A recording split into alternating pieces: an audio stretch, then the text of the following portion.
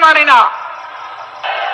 আমরা আমাদের শহীদদের সাথে বেঈমানি করব না, জুলাই যোদ্ধাদের সাথে বেঈমানি করব না, 18 কোটি মানুষের সাথে বেঈমানি করব না। আমরা কথা রাখবো ইনশাআল্লাহ, জীবন দিয়ে হলেও লড়াই করে কথা রাখবো ইনশাআল্লাহ। সেই লড়াই সিলেটবাসী আপনারা সাথে থাকবেন, থাকবেন সত্যি? আলহামদুলিল্লাহ, সেই লড়াইয়ের জন্য প্রস্তুত হন। ঢাকার জন্য ডাক আসবে, গড়ে গড়ে সেই লড়াইয়ের দুর্গ গড়ে তুলতে হবে।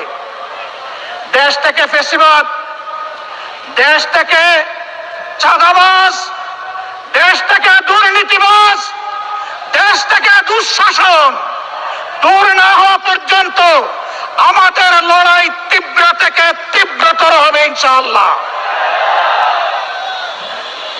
আমরা থামবো না, মুক্তির মঞ্জিলে এই আন্দোলন না পৌঁছা পর্যন্ত ইনশাআল্লাহ আমরা থামবো না।